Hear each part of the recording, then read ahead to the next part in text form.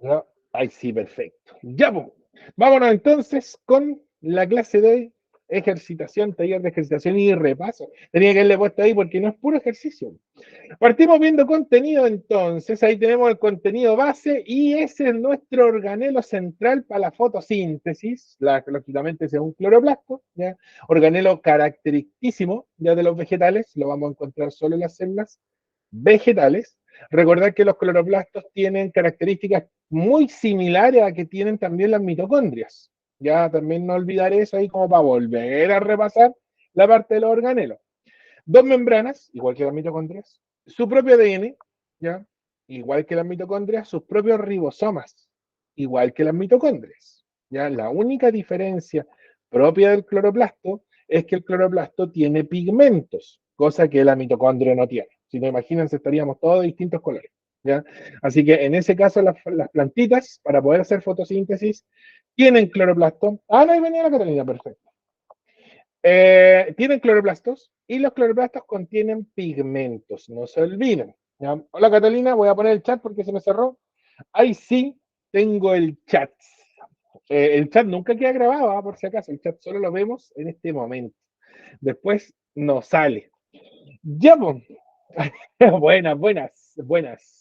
Estamos repasando fotosíntesis por si acaso. Vamos a repasar fotosíntesis y cadena alimentaria. Más tiradito para fotosíntesis que para cadenas, porque en el análisis que hice de la prueba de verano, perdón, de la primera PAES, lo que más entró fue fotosíntesis en comparación con cadenas alimentarias. De cadena alimentaria entró una pura pregunta, pero ojo, en la PAES de invierno, donde el temario era el mismo, los mismos contenidos que la PAES de verano, recuerden que ustedes tienen menos contenidos que las PAES que ya se dieron. Hubo tres preguntas de cadenas alimentarias. Entonces hubo más. Ahí como que se desequilibró la proporción que se vio a finales del año pasado. ¿Ya? Entonces nunca es bueno decir, no, es que entran dos, no, es que entran tres. Solamente tómenlo como referencia de que va, entra. ¿Ya? Y que lógicamente el contenido tienen que manejarlo. ¿Ya? Cloroplasto estamos viendo ahí están los componentes de un cloroplasto. Ya dijimos que tienen dos membranas, ADN propio, muy similar al ADN bacteriano, ojo, y también tienen ribosomas, como las mitocondrias. Ya eso también no olvidar. Adicionalmente, dentro de esas membranas que tiene el cloroplasto en su interior, hay una estructura que son los tilacoides. Ahí aparece el tilacoide. ¿Sí, no es cierto? Ahí lo están viendo ustedes con el mouse. El tilacoide contiene o almacena los pigmentos y varios tilacoides se agrupan, ya es como una fichita, dijimos nosotros, como una moneda, ¿ya? Y varios tilacoides, como un montoncito de monedas, forman una grana. ¿Ya? Y podemos ver que aquí de hecho se ven una, dos, tres, cuatro granas. O hay granas más grandes, hay otras que son más pequeñas. ¿Ya? Y en las granas, entre tilacoides, es donde técnicamente ocurren las etapas, o por lo menos la primera etapa, de la fotosíntesis, que es la que se conoce como fase clara o fase dependiente, ahí está, de la luz. Y ahí dice dónde ocurre. ¿Ya? Recuerden, este cuadro es el que tienen que manejar. No necesitan grandes conocimientos sobre la fotosíntesis. Apéguense solo a este cuadro.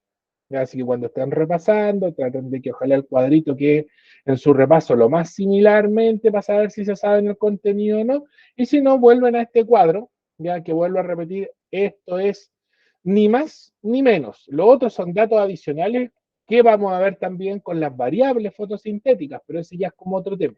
¿Ya? Esto en sí es la base primordial de la fotosíntesis y gran parte de las preguntas que entren las van a poder responder con los datos de este cuadro. ¿Ya? Vamos a ver la fase dependiente de la luz que ocurre ahí, dice, en la membrana de los tilacoides. Ojo, si les dicen la grana, también es válido. ¿Ya? Grana en la membrana de los tilacoides, esos dos podrían ser, o sea, perdón, no podrían, son completamente válidos. ¿Ya? ¿Qué se necesita para la fotosíntesis? Y aquí vamos a ir destacando al tiro porque si no, se nos escapa agua. ¿Y en qué se transforma el agua? No se olviden, en oxígeno. Por lo tanto, el oxígeno que nosotros respiramos, y eso ya se lo he repetido no sé cuántas veces, viene del agua del proceso fotosintético. Así de importante el agua. ¿Ya? Luz solar, que es como lógico, por algo se llama fotosíntesis del proceso, ¿ya? Por si acaso, luz solar. Los pigmentos, donde ahí tenemos varios tipos de pigmentos, pero recuerden que el pigmento que está en todas las plantas de la Tierra, sin excepción alguna, microalga, macroalga, el pasto, las coníferas, la angiosperma, todas, hasta los helechos, será siempre la clorofila A, clorofila alfa o clorofila verde. ¿Ya? Por lo tanto, todas las plantas en cierta forma tienen el color verde. ¿Ya? Si una planta no es de color verde, es porque aparte del verde tiene otro pigmento. Ejemplo, el cochayuyo. Ahí tienen otro ejemplo. ¿Ya? Pero en realidad el cochayuyo es café, se ve café, pero no es porque tenga solo un pigmento café. ¿Ya? No, pues él tiene una mezcla entre un pigmento amarillo y un pigmento verde. Por eso le da esa coloración café. ¿Ya? Y estos precursores que aquí aparecen como ADP, que es energía no tan valiosa, como un billete de 5 lucas, ¿ya? No es tan valioso como el de 10, bueno, ahí quedé desfasado yo, el billete de 10 el ADP. ¿Ya? El ATP es el billete de 20, ahí sí. ¿Ya? El ADP y la coenzima NADPH, que se van a transformar, por cierto, cuando se rompa la molécula de agua, con esos electrones que van, o esos hidrógenos que van a quedar dando vuelta a la molécula de agua, porque el oxígeno no lo vamos a usar, lo vamos a eliminar al ambiente para que el resto lo respire. El ADP lo vamos a transformar en energía, en ATP, y en futura energía, en NAD, con el hidrógeno, pues de hecho ahí es visible el hidrógeno del agua. ¿Ya? El NADP recibe el hidrógeno del agua y se transforma en NADPH. ¿Ya? Ojo con eso. ¿Ya? Ojo con eso. ATP, oxígeno y NADPH es lo que se genera en la fase dependiente de la luz. ¿Ya? Y ahí sale una pequeña explicación del proceso para que no se olviden. Durante esta fase se produce la fotólisis del agua, que es la ruptura de la molécula de agua. Se forma ATP, fotooxidación de los pigmentos, ¿ya? Los pigmentos se oxidan con la luz solar y eso genera la reducción de la molécula del NADP para formar el NADPH. Punto. No hay, insisto, no más complicado, podrían incluso hasta memorizarlo. Yo sé que no, pedagógicamente no es lo mejor que yo les diga memorícenlo, pero por ejemplo lo pueden memorizar sin problema y lo más seguro es que las respuestas salgan al tiro. ¿Qué dice la Catalina? Profe, ¿una planta con hoja oscura absorbe luz verde? Sí, esa es la ventaja de tener otro pigmento. Al tener otro pigmento es capaz de absorber el espectro lumínico que no absorbería al tener solo el pigmento verde. Sí, efectivamente, una planta oscura, por ejemplo, es capaz, como el mismo cochayuyo, pues sería capaz de absorber el espectro verde que se le estaría escapando si fuera solo verdecita como el pasto.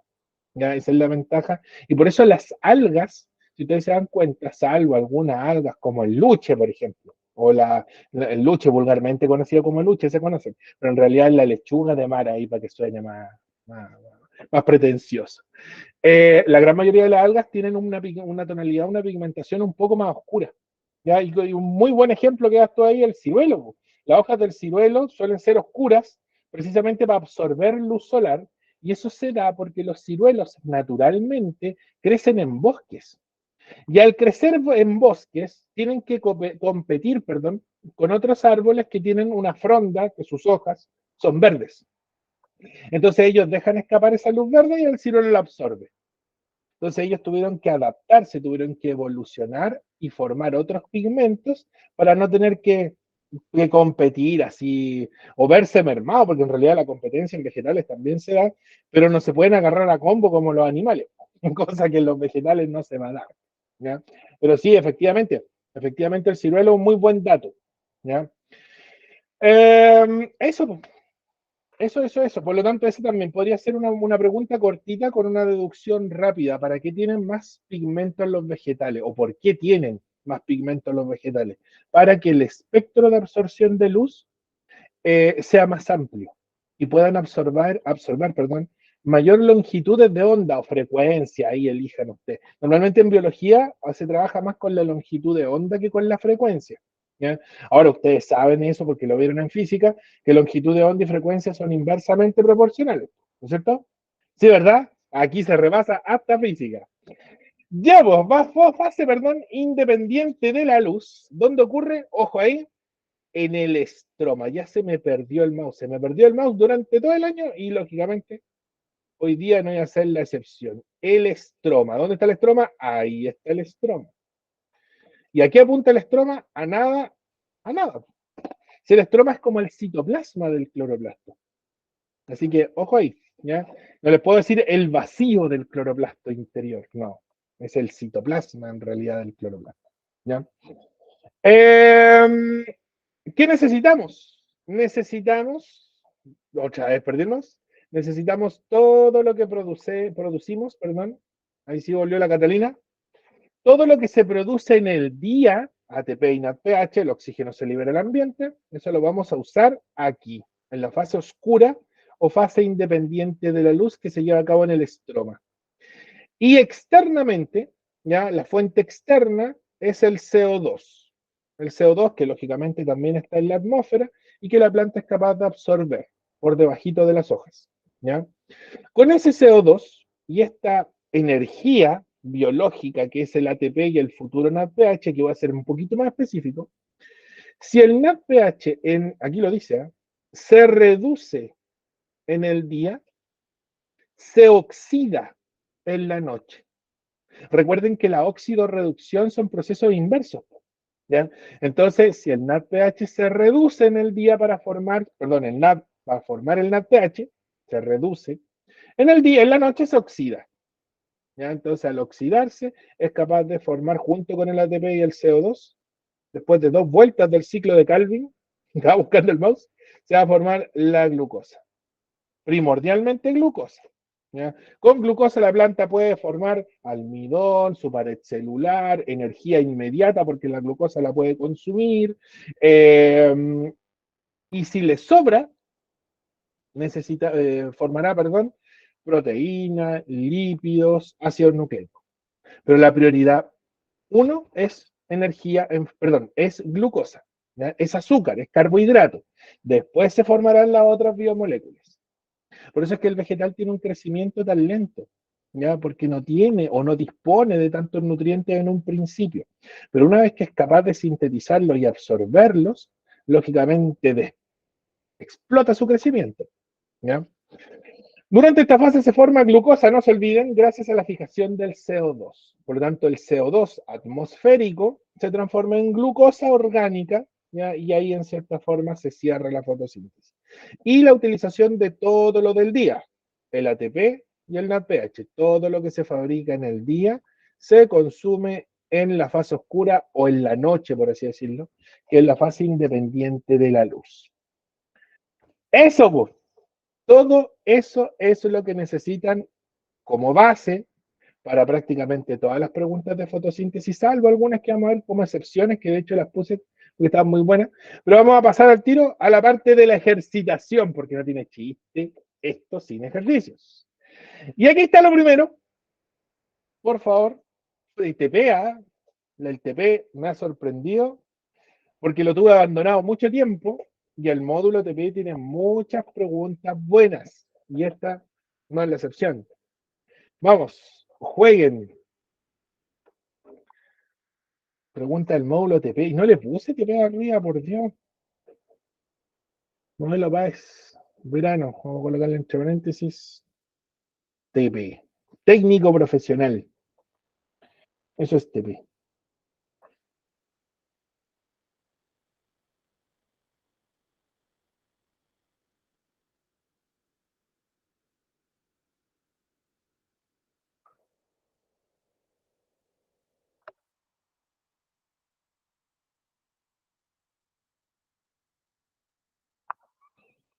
¿Ya? Ahí están llegando las respuestas.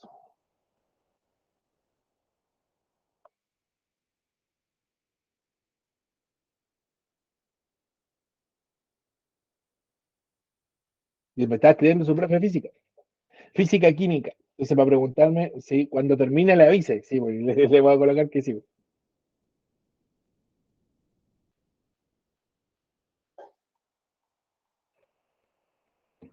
Ya.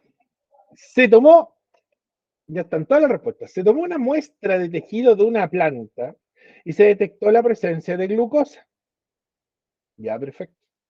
Al respecto, ¿cuál de los siguientes procesos fotosintéticos ocurrió en la misma fase, ojo, en la misma fase en la que se formó la glucosa? Ojo ahí, porque ahí hay cosas que están buenas, o sea, todas están buenas, pues. Liberación de oxígeno, utilización de H2O, de agua, oxidación del NADPH, utilización de luz solar. Son todas válidas, ¿ya? Pero que hayan ocurrido en la misma etapa con la glucosa, con la formación de glucosa, el verso es distinto. Miren, voy a volver para atrás, solo para que no tengan, no, para que no se equivoquen. Ahí sí, ahí está la respuesta. Vengo al tiro porque mi querida Gata algo quiere.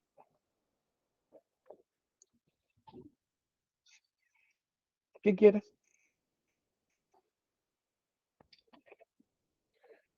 Típico de los gatitos, se sentían solos y llaman. Vuelvo para adelante, ¿no? O hagamos algo, le saco fotos y se las coloco al WhatsApp, que también es una opción.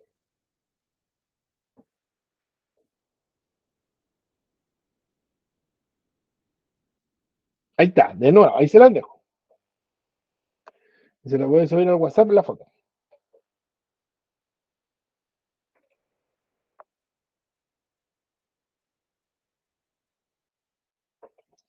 Revísenla, porque todos me dieron la misma alternativa y les voy a decir al tiro que los tres están mal.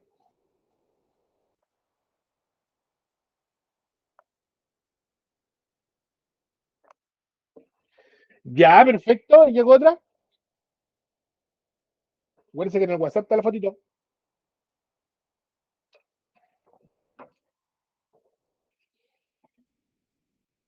Ya, ya, perfecto. Ya, bueno, tienen la foto ahí, po. Ya. Ojo, la liberación de oxígeno es en la fase clara. La utilización del agua es igual que la A, ¿ya? Ocurren en el mismo momento. Entonces, si ustedes me daban la A, tenían que ponerme la B junta. ¿Ya? A y B ocurren dentro de la fase clara, ¿ya? La utilización de luz solar también ocurre dentro de la fase clara, entonces tenían A, B y D, parte de la fase clara, y la C es la única que ocurre, lógicamente, en la noche, que es cuando se forma la glucosa.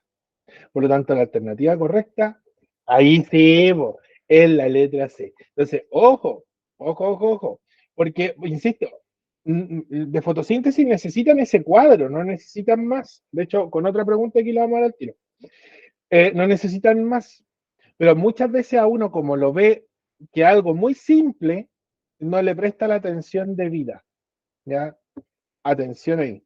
Que de hecho a mí también me pasa, po. Ya me pasa muchas veces cuando el ejercicio, me pasa y es muy común que me equivoco en ejercicios fáciles y no en los difíciles. Y uno diría, pero ¿cómo? No es porque no me sepa la materia, es porque me apuré, po. Y como me apuré, se me fue.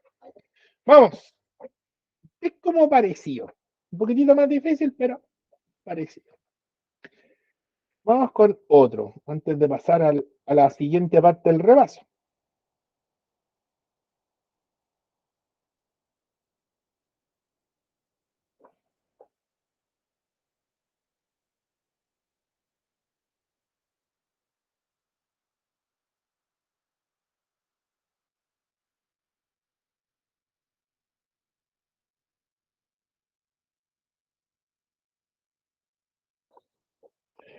Están, cuando andan máquinas, po. Andan, pero así.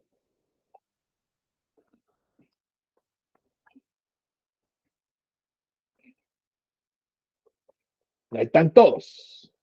Se colocaron dos plantas al interior de campanas de vidrio herméticas, ambas en condiciones ambientales similares, excepto que una de las campanas se reemplazó el CO2 del aire por nitrógeno. Después de algunos días, comparando con la planta control, ¿qué cambio? O sea, tenían dos plantas, una que la dejaron tal cual en condiciones normales y a la otra le sacaron el CO2 y le pusieron nitrógeno. ¿Qué cambio se podría constatar en la planta con restricción de CO2? O sea, la que no tiene CO2. ¿Ya? No el control, no, porque el control debería funcionar bien. ¿Ya? A, un incremento en la evaporación de agua. B, un incremento de la tasa fotosintética. C, una disminución de la fijación del nitrógeno.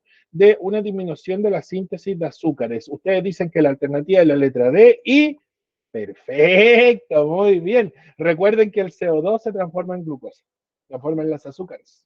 Por lo tanto, efectivamente, si no tienen CO2, la planta no va a poder hacer justo esa parte de la D, no podría terminar la fase oscura, en resumidas cuentas. ¿Ya? Y por ende se empezaría a morir de hambre y la planta se terminaría marchitando y ahí quedaría, ahogada por culpa del nitrógeno. ¿Ya? La única forma, paréntesis, esto no hay que ver porque ya no entra tampoco, entraba así, allí ya no entra. La fijación de nitrógeno la hacen las bacterias. Y las bacterias le entregan el nitrógeno a los vegetales. Por eso hay bacterias que viven en simbiosis con algunos vegetales. Y son bacterias, insisto, las que les van a ir aportando nitrógeno. Distintos tipos de bacterias. Hay bacterias que toman el nitrógeno en la atmósfera, hay bacterias que lo toman en forma de amoníaco, ¿ya? Hay otras bacterias que lo toman en forma de nitrito, nitrato, que es el abono. O sea, en resumidas cuentas, esas son las más comunes. ¿Ya? Por eso es que les colocan caquita de vaca en el campo al pasto, o de hecho lo dejan ahí, el pasto crece bonito porque las bacterias toman el nitrógeno de la caquita y ese nitrógeno lógicamente se lo entregan a las plantas. Por eso se abonan los vegetales, ¿ya? Se abonan con guano animal, ¿no? Para que sea, para nutrir un poco la clase. Muy bien, la alternativa correcta de la letra D. Ya tengo perdido el mouse, ahí sí volvió, vamos. Esto lo vimos en clase, pero creo que estaba el Ángel nomás, no me acuerdo si estaba Bastián o estaba la Catalina, no me acuerdo, ahí lógicamente me perdonan si se me escapa. Hay factores que pueden ser dependientes del vegetal, y aquí es cuando estos ejercicios se ponen medio místicos, por así decirlo. Hay factores que son dependientes del vegetal, de la fisiología vegetal, de la genética vegetal. ¿Ya? Si yo comparo una hojita de pasto, ¿ya? La tasa fotosintética, la cantidad de fotosíntesis que hace una hojita de pasto, no es la misma que la fotosíntesis que hace un limón, un árbol, ¿ya? De limón, un ciruelo, como dijo ahí la Catalina. ¿Ya? Entonces, claramente no es la misma, porque el ciruelo tiene un requerimiento energético mucho mayor que una hojita de pasto. ¿Ya? Y esos factores afectan la fotosíntesis del vegetal. Los primeros factores son factores fisiológicos, que dependen, insisto, de la fisiología vegetal, que son propios de la planta. ¿Ya? ¿Cuáles son estos factores? La presencia de estomas, por ejemplo. ¿Cuáles son los estomas? Aquí están los estomas. Esos son estomas. Los estomas están en la parte de abajo de las hojas. ¿Ya? Ustedes toman una hoja, en la parte de abajo, donde está la nervadura, ¿ya? Hay unas células que se abren y se cierran. Esos son los estomas y permiten el intercambio de gases. Son como nuestras narinas, como los hoyitos de la nariz. ¿Ya? Y por ahí la planta respira físicamente. ¿Ya? Justamente, muy bien, ahí como dice la Catalina, son como poros. ¿Ya? Y esos poros permiten el intercambio de los gases, que el oxígeno salga, que el CO2 entre, entonces tienen que abrirse y cerrarse cada cierto tiempo. ¿Ya? Esos estomas, lógicamente, a más estomas, más fotosíntesis hace la planta. ¿Ya? Pigmentos, lo mismo, y este dato también lo dijo la Catalina recién. Más pigmentos, más oscuros los pigmentos, más fotosíntesis va a poder hacer la planta porque absorbe más luz. Muy sencillo. Y agua. Más cantidad de agua hasta el punto de saturación, más fotosíntesis. Por lo tanto, todos estos factores que están en este cuadrito en gris, que dice factores internos, son aquellos propios de las plantas y que hacen variar la tasa de fotosíntesis o la cantidad de fotosíntesis que hace el vegetal. Todas estas variables que ustedes tienen aquí las van a encontrar en el eje Y. Por lo tanto, son variables dependientes. A ver, ¿sí o no? No, ya me equivoqué. Me equivoqué. Son variables del eje X. Sabemos correr la patita del eje X. ¿Saben por qué me acordé al tiro? Porque todas estas ustedes las pueden medir. De hecho, a mí ese es el dato que más me ayuda para poder discriminar una variable dependiente de una independiente. ¿Ya? El eje X, que contiene las variables independientes, son medibles, son controlables. Lo más seguro es que hay un aparato, una máquina que lo pueda hacer. ¿Ya? Un termómetro, un metro, no sé, una regla, y para no hablar de metro. En este caso, o el conteo de estomas, ustedes lo podrían hacer con una lupa. Toman la hoja con una lupa y cuenten la cantidad de estomas que tienen. ¿Ya? Entonces, eso lo pueden hacer. ¿Ya? Los pigmentos, lo mismo. ¿Ya? Ahí existen unos aparatitos que se llaman espectrofotómetros, ¿ya? Que también les pueden medir los pigmentos. Y la cantidad de agua la pueden medir con un vaso precipitado, en volúmenes. ¿Ya?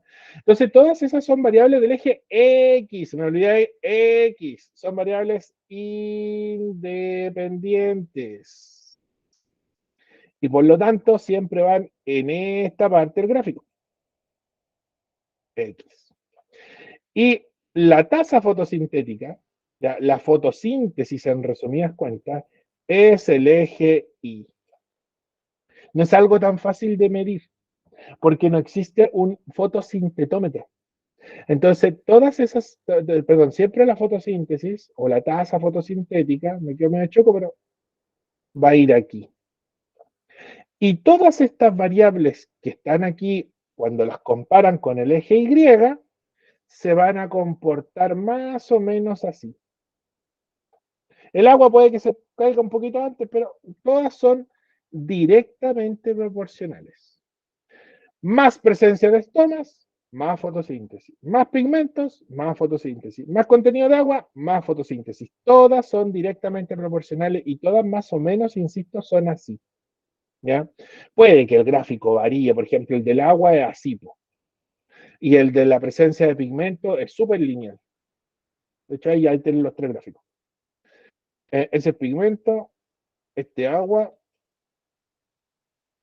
y este sería presencia de estomas. Serían los tres gráficos. Pero todos en cierta forma son directamente proporcionales. ¿Ya? Más, más X, más Y. Puede variar ahí un poquito. ¿Ya? Y los otros, vamos a verlos al tiro. Ahí está. Son los factores que no dependen de la fisiología vegetal, de la genética vegetal. Dependen del ambiente.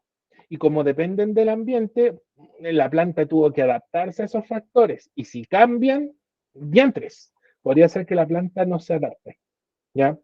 Esos factores son intensidad lumínica, intensidad lumínica, que lógicamente eje X, ahí lo pueden comprobar, eje X, concentración de CO2, eje X, temperatura, eje X. Todos son medibles. ¿Ya? Y la fotosíntesis siempre va a estar en el eje Y. Ahí está, intensidad fotosintética, tasa fotosintética, rendimiento fotosintético, la fotosíntesis. ¿Ya? Más o menos fotosíntesis. ¿Ya? Intensidad lumínica, muy simple, muy parecido al del agua, muy parecido al del CO2 también. ¿Ya? Ustedes pueden ver que el gráfico es muy, muy parecido. Entre mayor intensidad lumínica, mayor es el rendimiento fotosintético, proporción directa. ¿Ya? Sin embargo, frente a una intensidad lumínica mayor, los pigmentos podrían saturarse, o sea, vamos a tener más fotosíntesis hasta cierto punto, hasta ahí más o menos, y después, por más luz que haya, los pigmentos ya están saturados, tienen las manitos llenas, por así decirlo, no pueden seguir trabajando, y van a mantener su constante. El rendimiento va a tener una constante. ¿Ya? Ahí dice, pues se mantiene constante. Concentración de CO2, lo mismo. Van a repetir el mismo verso, depende ahí las temperaturas, la temperatura favorece mucho, de hecho es la gran variable la temperatura. A menos temperatura, menos fijación de CO2, a más temperatura, más fijación de CO2, ambas tienen un punto de saturación.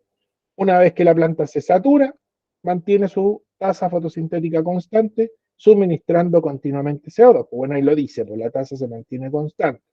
Recuerden la enzima, ojo, a mí, yo años atrás, yo no jamás habría puesto esto, pero apareció, entró, ¿ya? La famosa rubisco. La rubisco es la enzima que fija el CO2 en la fase oscura, en la que toma el CO2 del ambiente. ¿Ya? Traten de retenerlo. Y la temperatura más fotosíntesis hasta ahí, miren. Hasta ahí, hasta ese punto que está ahí. ¿Por qué? Porque después de eso, bueno, aquí lo dice, las enzimas, y ese es un problema que tienen las proteínas, se desnaturalizan y se queman, como cuando se quema el pasto. Entonces, en el verano es muy común que se queme el pasto precisamente porque la temperatura lo quemó. Quemó las enzimas se desnaturalizan y el rendimiento fotosintético, miren, baja abruptamente, porque ya no hay enzimas que favorezcan la fotosíntesis. ¿Ya? Ojo con esto, el de temperatura es constante hasta más o menos, y depende de la planta, pero normalmente se habla de los 32 grados, 32.5 dicen algunos. Vamos a colocarle ahí el punto 5 grados Celsius. Ahí sí, ese no va. ¿Ya? me baja el TOC, así que no puede estar ahí. Ahí sí. ¿Ya? Entonces, estos son los factores que afectan la fotosíntesis, factores ambientales. ¿Ya? Intensidad lumínica, CO2 son muy similares. El de temperatura es un poquito diferente. Y en el caso de las variables internas del vegetal, todas son directamente proporcionales. El tipo de función puede variar, pero al final, a lo largo son todas proporcionales. ¿Ya? Recuerden que el tipo de función en biología no se van a preguntar, no van a preguntar si esto es logarítmico, si es exponencial, si es lineal, no. Aquí el biólogo es un poquito más simple. ¿Son proporcionales? Sí, perfecto. Son todas proporcionales. ¿Ya? Ya, pues vámonos con un ejercicio del tiro. Ahí está. Ahí está. Pregunta 16. Aquí, insisto, en la PAES del verano del año pasado, 16, 17, 18, fueron preguntas de fotosíntesis. De hecho, no hubo preguntas de cadena alimentaria. A considerar allá. Vamos. Yo sé que pueden. Siempre pudieron. Siempre pueden, no pudieron. Y no, no dejan de existir.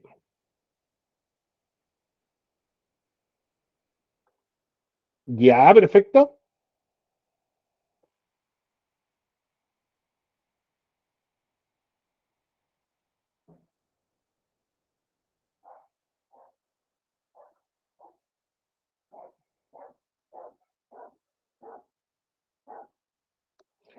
¿Qué le pasó a este? Que estoy tan enojado.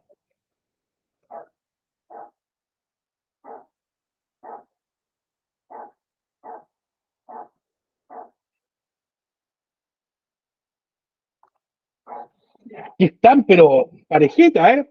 El gráfico representa la producción de glucosa con respecto a la variación de la concentración de CO2. Ojo, ahí dice producción de glucosa.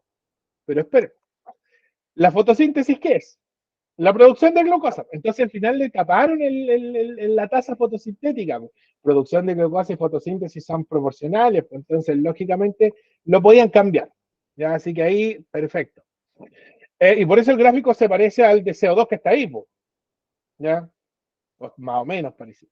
Al respecto del análisis del gráfico, ¿cuál de las siguientes aseveraciones es correcta? Ustedes dicen todos.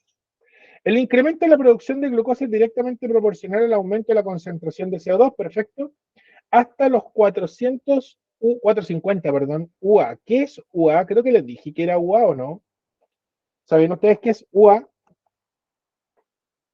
Es una cuestión súper, no, nada que ver, pero Yo no lo recuerdo, profe.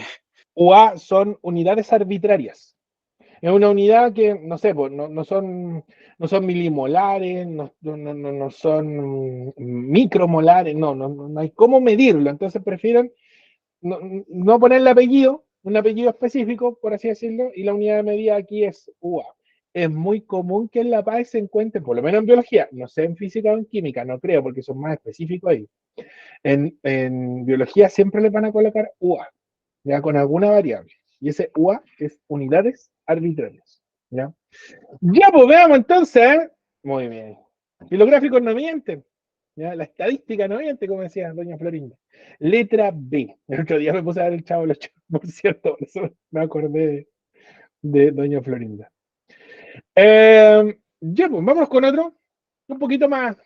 Ah, se me pasa por desanimarla y volver a animarla. ¿La vieron o no? Yo creo que sí. Cambiamos ejercicio. No, me equivoqué. Yo digo que es la C. Yo igual creo que es la C. ¿Ya? El siguiente esquema presenta un experimento donde una planta acuática fue puesta en un vaso de precipitados, cubierta con un embudo y un tubo invertido. ¿Ya? En el caso 1, el agua utilizada está a temperatura ambiente sin otro tratamiento. En el caso 2, el agua fue previamente hervida para eliminar los gases que contenía. Ya, claro, no tiene gases, pues. Y luego enfriada a temperatura ambiente. Ambos sistemas fueron expuestos a luz solar. De acuerdo con estos datos o con estos antecedentes, ¿cuál de las siguientes opciones corresponde a la variable dependiente de este experimento? Ya, perfecto. Sí, está bien. Sí, sí, sí. Sí, porque Al hervirle y sacarle los gases, le están sacando CO2, le están sacando el oxígeno, y aquí en ningún momento habla, bueno, ahí en la B dice dióxido de carbono producido, no el que está en el agua, en el ambiente. ¿Ya? Entonces, claramente la B no. Pero el oxígeno sí. El oxígeno sí, y ese lógicamente debería ir en aumento en una tasa fotosintética regular, normal. ¿Ya? Como que la planta debería nutrir esta agua que estaba hervida, que al final le echaron como agua destilada al final. Así que sí, pero se me había escapado la respuesta. De hecho, voy a borrar la otra para que no se me escape. Sí, era la letra C. Vámonos con esta. Ahora sí que no se me va a acabar. Tengo el WhatsApp prendido, me cerró. Ah, porque les mandé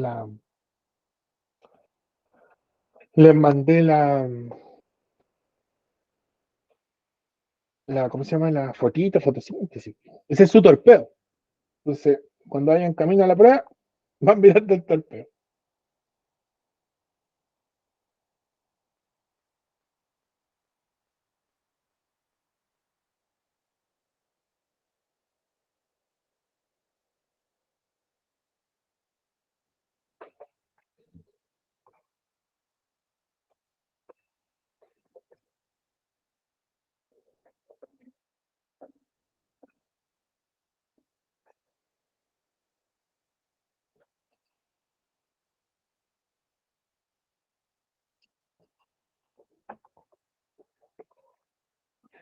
Ya,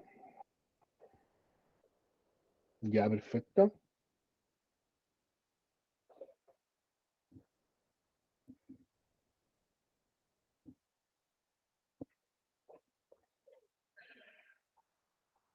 Hubo una vez.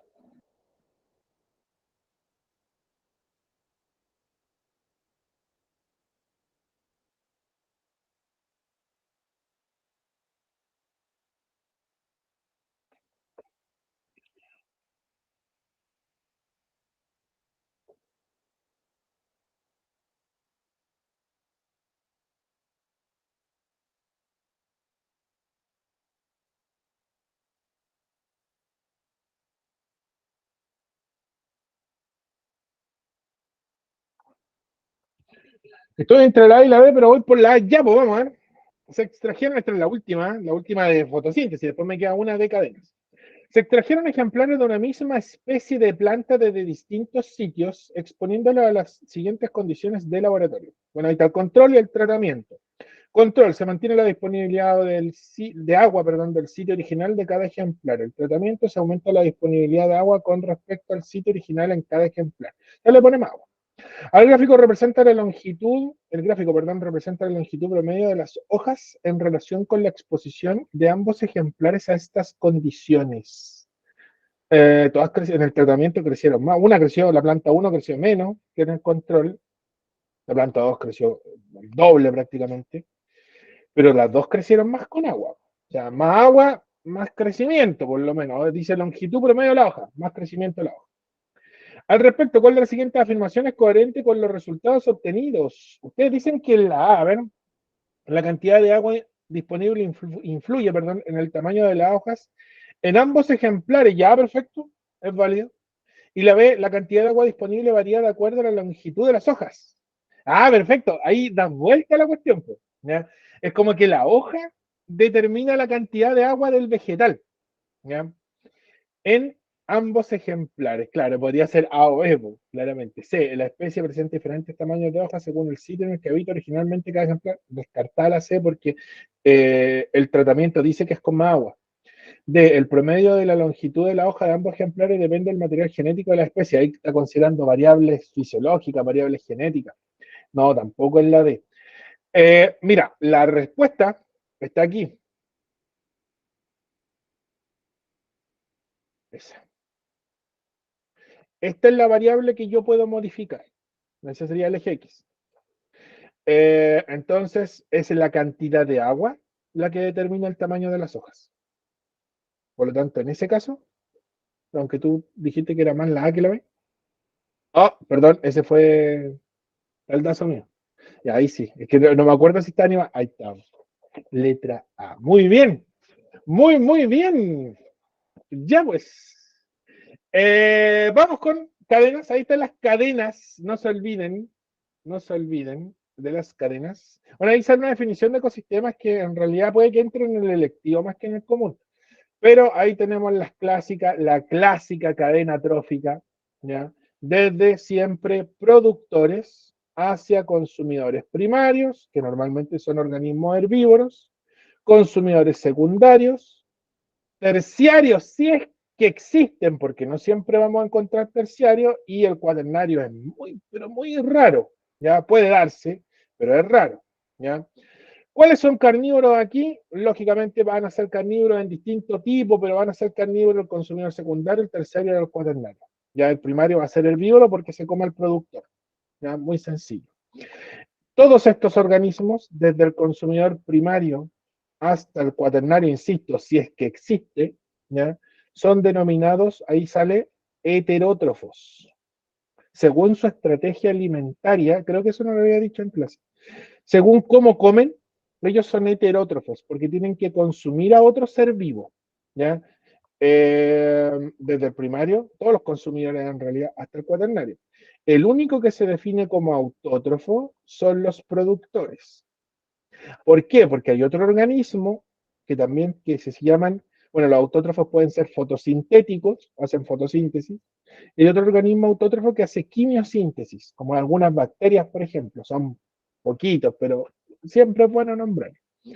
¿Ya? Ojo con este dato, ahí está la regla del 10%, que es como una maldición por la cadena alimentaria, porque limita el número, limita el tamaño, ¿ya? Limita el número, la energía disponible, la cantidad de individuos, etc. ¿Ya? El largo de la cadena trófica está limitado por la cantidad de energía presente, puesto que en cada nivel se pierde un 90% en forma, no se olviden, de calor. Esta es la maldición que nos deja la segunda ley de la termodinámica. ¿Ya? Eso que está destacado o encerrado ahí es por culpa de la segunda ley de la termodinámica.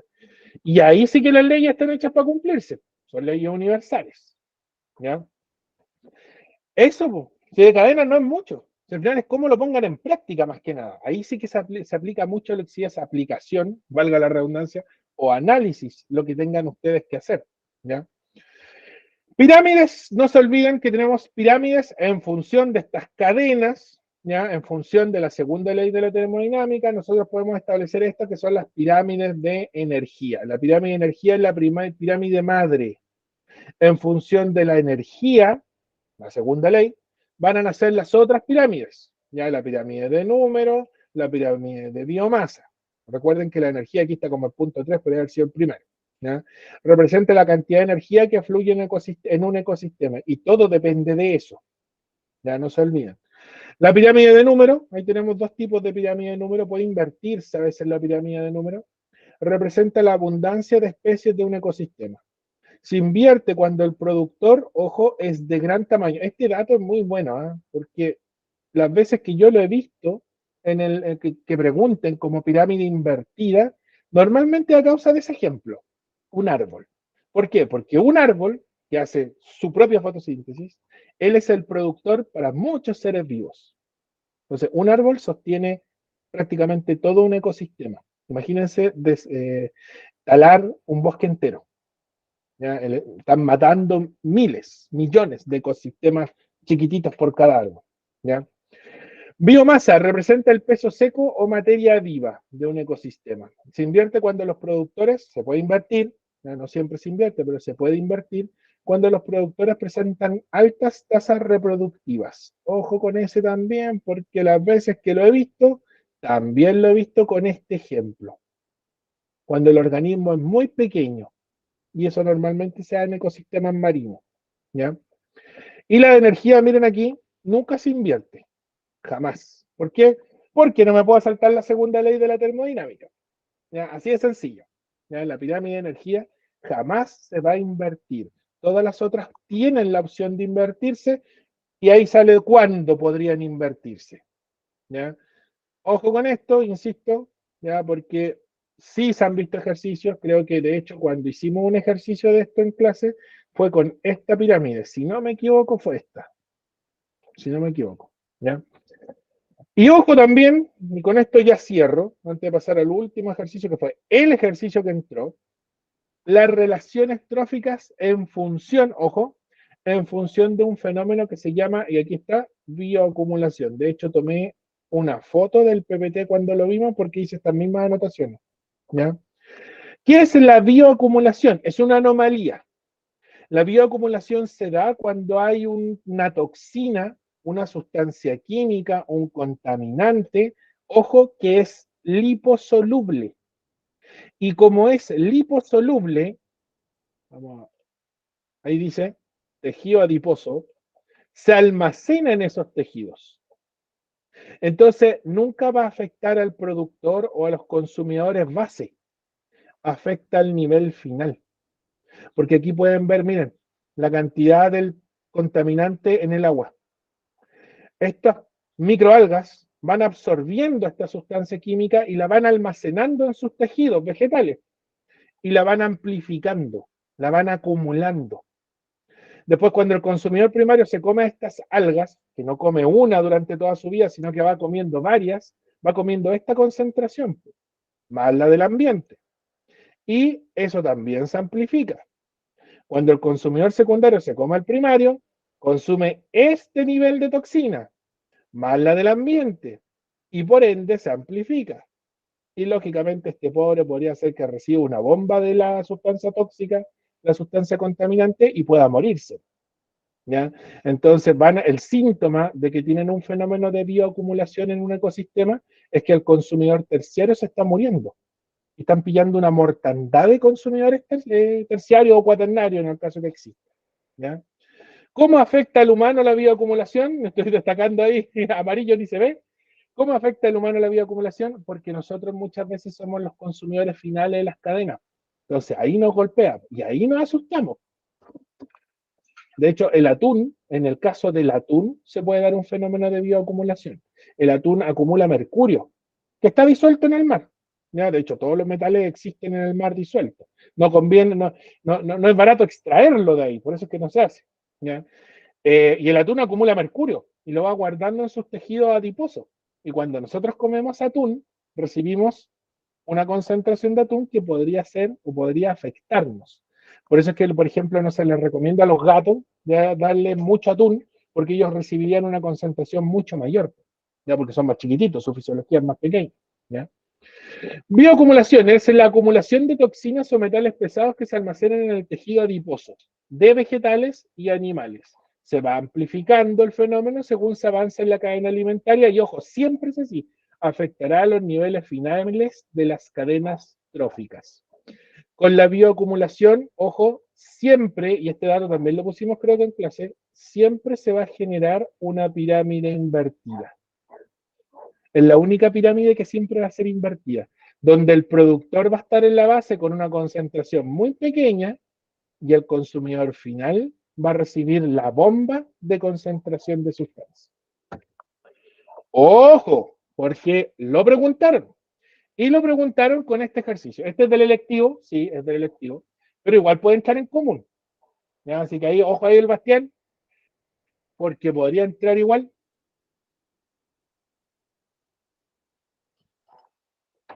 De hecho, tiene unidades de medida muy parecidas.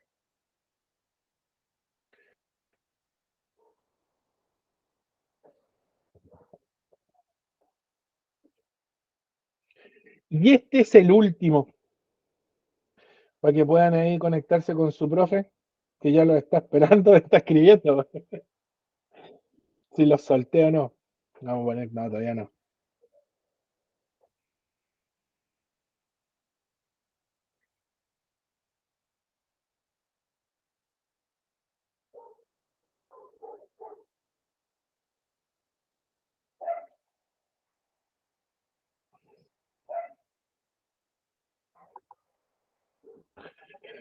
¿Ya? Miren, para que ustedes, si están haciendo un ejercicio y no saben si es de bioacumulación, ¿cómo saber que es de bioacumulación? Porque aquí les va a salir esto. Si ya le hablan de contaminante, esto es bioacumulación. Más para ustedes, porque como la parte de contaminación, de impacto humano en el ecosistema, se los sacaron, ya no les pueden preguntar nada de contaminación. Pues. Lo único de contaminación que podrían preguntarles es bioacumulación. El Bastián dice, no sé cuál puede ser. No. El siguiente gráfico representa la concentración en ppm, partes por millón, de un contaminante presente en el agua, ahí ya como que me da otro indicio, y 3 niveles de consumidores en una cadena trófica característica de un ecosistema marino. ¿Cómo los veo yo? Me fijo que la concentración del agua sea muy chiquitita en comparación con el siguiente nivel, y el último tiene que tener una concentración altísima. Si se cumple eso, esto es bioacumulación por donde lo vean. ¿Ya? Considerando que este contaminante, ahí lo dice, vos. Considerando que este contaminante se bioacumula en los tejidos de los componentes de la trama trófica. ¿En qué concentración debería encontrarse en el tejido de los productores? Claro, aquí pasan entre agua a consumidor primario, el productor no está. ¿Cómo saberlo? Muy simple, miren, no voy a ver la alternativa, de hecho no la he visto. ¿Cómo saberlo? Ustedes tienen que ubicarse entre este punto y este punto para colocar al productor. Porque el productor siempre va a tener que tener más que el agua, pero menos que el consumidor primario. Miren, vamos para atrás. Mírenlo aquí. Agua. Ahí está este es el productor. Ahí dice P, productor. Ahí está el productor. Y aquí está el consumidor primario. Y el productor, si se dan cuenta, cuantitativamente está en un valor que está entre este y este. Entonces, como es un fenómeno de bioacumulación, el ambiente, el agua en este caso, el productor amplifica eso, acumula eso. El consumidor primario aumenta lo que tiene el productor. El consumidor secundario tiene más que el consumidor primario. Y el consumidor final o consumidor terciario o cuaternario, si es que hay, tendrán que tener más que los niveles anteriores. Y eso se justifica en el gráfico que está ahí. Entonces, el productor va a tener que estar, insisto, entre este valor y este valor. Y ahora busquen la alternativa que se apegue más o menos a ese valor. Y esa debiera ser la respuesta correcta. Menos que el agua. No puede tener el productor menos que el agua. El productor siempre va a tener más que el agua porque vive en el agua, ya en el ambiente. Ya, por lo tanto, la A se descarta. No puede ser menos que el valor del agua. ¿Ya? B, más de 0,005 y menos que 0.10. Perfecto. Ese debiese ser. Y de hecho, la Catalina y el Ángel colocaron la B. ¿Ya? La C, o sea, aquí, la C diría que estaría acá, entre esto y esto, no, pues entre consumidor primario y secundario no hay otra especie, pues. Me estarían colocando el productor ahí al medio, ¿ya? Y eso lógicamente no podría ser porque rompería todos los esquemas, ¿ya? Igual esto se apega a la energía, al traspaso energético, ¿ya? Entonces el productor tiene que estar antes que el consumidor primario, debe ser así, ¿ya? Por culpa de la segunda ley de la termodinámica. Y la D dice que es más de 2.07 y menos que 13.8, que sería entre esto y esto. Y lógicamente eso no se da porque no hay un consumidor, no podría colocar el productor ahí. Pues. Eso no puede ser, completamente falso. Por lo tanto, la alternativa correcta debe ser la letra B. ¿Te quedó claro, Bastián, o no? Sí, profe, ahí como que ya me orienté. Te orientaste. Mira, siempre siguiendo esta regla, insisto, o más que esa regla. Productores, consumidores primarios, secundarios, terciarios. ¿Ya? Y por ende, en función de esa secuencia, es que se genera esta relación. Entonces el productor no podría adelantarse, no podría moverse del lugar en el que está. ¿Ya? Y siempre va a tener que tener un valor, insisto, entre el del ambiente y el del consumidor primario. ¿Ya? Por eso es que en realidad es la letra B. Ahora, tienen la ventaja de que este ejercicio de bioacumulación sí puede entrar en el módulo común, pero como aparece aquí, no porque aparezca aquí en la PAES de verano del año pasado, haya aparecido en la PAES de verano, No vaya a aparecer en esta, en la parte común. De hecho, podría aparecer. Tienen que rellenar con hartos ejercicios de materia que sacaron. Entonces, puede ser que las coloquen, ¿qué creo yo? Uno de fotosíntesis, uno de cadenas y uno de fenómenos de bioacumulación. Ejercicio 16, 17, 18, ¿ya? En la parte final del módulo común de biología. Ahora, para el electivo, lo más seguro es que esto entre sí o sí y ahí te salvaste. Ahí sí que te salvaste. Pero siempre, siempre la parte de fotosíntesis y cadena va a entrar en todos los módulos. ¿Ya? Insisto, más ahora que sacaron contenido, tienen que rellenar con materia. ¿Ya? Ya, pues chiquillos, ¿alguna duda, consulta? Ya que de aquí ya no los vuelvo a ver a todos, salvo al Ángel que lo veo mañana. Ahí me despediré del Ángel. ¿Alguna duda, consulta? No. Ninguna de momento, profe. Muchas gracias. Recuerden que bueno, yo en el grupo WhatsApp después de la prueba igual lo mantengo como un mes. ¿Ya? Ya, perfecto. La Catalina dice que no ninguna. Yo igual lo mantengo. Si están haciendo ejercicio, bueno, la Catalina siempre me pregunta un ejercicio, manda una fotito y yo, si es que puedo, le grabo un video o si no, le escribo nomás. Cuando la respuesta es corta, le escribo. Pregúntenme todo lo que quieran durante esta semana. Ya yo tengo, de hecho, estoy más pendiente de ustedes ahora. ¿Ya? Así que cuando estén estudiando, repasando, me escriben nomás. O haciendo ejercicio, me escriben nomás. Que les vaya bien. Ya este es como el mensaje de cierre. Que les vaya bien. O sea, yo sé que les va a ir bien porque lo han demostrado aquí. El tema es que no se los consuman sus ansias.